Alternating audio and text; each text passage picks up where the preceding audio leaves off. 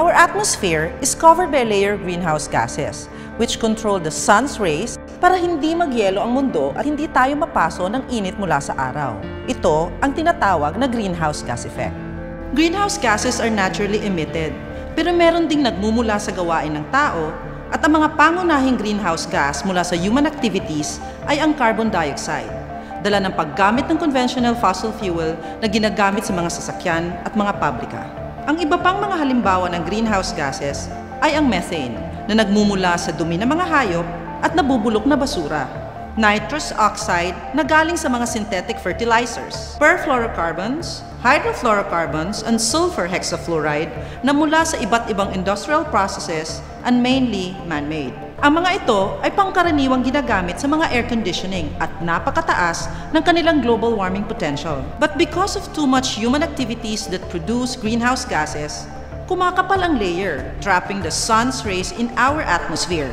Hindi na makalabas ang init, making a warmer world, leading to abrupt changes in climate resulting to extreme weather events. At dahil sa inaasahang longer dry season, naaapektuhan ang ating kalusugan na maaaring maging sanhi ng hika, pananakit ng ulo, at sari-saring sakit sa balat. Naaapektuhan din ang supply ng pagkain dahil natutuyo ang mga bukirin at nasisira ang mga pananim. Sa panahon naman ng tag-ulan na may dalang mas maraming tubig, nagkakaroon ng mataas na pagbaha na nagiging sanhi ng pagdami ng kaso ng waterborne diseases tulad ng dengue at malaria. May posibilidad din na lalong lumalim ang tubig sa karagatan dahil sa pagkatunaw ng mga glaciers na makakaapekto ng husto sa mga naninirahan sa mga baybaying lugar.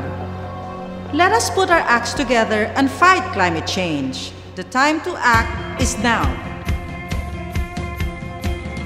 Biyaka, palala ng palala ang kalagayan natin. Pero meron pa tayong magagawa. The government has created the Climate Change Commission and passed laws mandating national and local governments to do climate change actions. Tama si Dong. And as individuals, we should also put our hearts into it dahil kailangan talaga mabawasan ng sobrang emission ng mga greenhouse gases. Kaya naman, here are the top 15 ways to minimize our greenhouse gas emissions. Grow a tree. Switch off and unplug. Turn off and unplug unused gadgets and appliances to save energy and avoid phantom loading. Minimize the use of plastics. Use eco bags, baskets, and avoid using plastic straws. Practice waste segregation. Reduce, reuse, recycle. Avoid burning of waste. Promote the use of renewable energy. Bring your own bottle or tumbler. Promote and use energy-efficient appliances and electronics. For example, LED lights. Be a climate-smart road user. Walk, bike, carpool, and use public transportation. Reduce electronic waste. Be familiar with Philippine environmental and energy laws.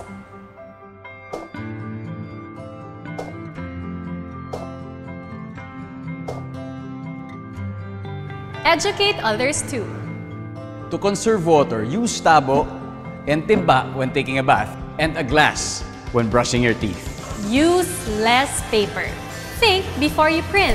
Use both sides of the paper and switch to email trails instead of paper correspondence. Support Mother Earth loving products. It's never too late to do our share in caring for our environment. Together, we can make a difference. It is our generation who paved the way towards a greener nation. Our mission, stop the emission. Generation towards a greener nation.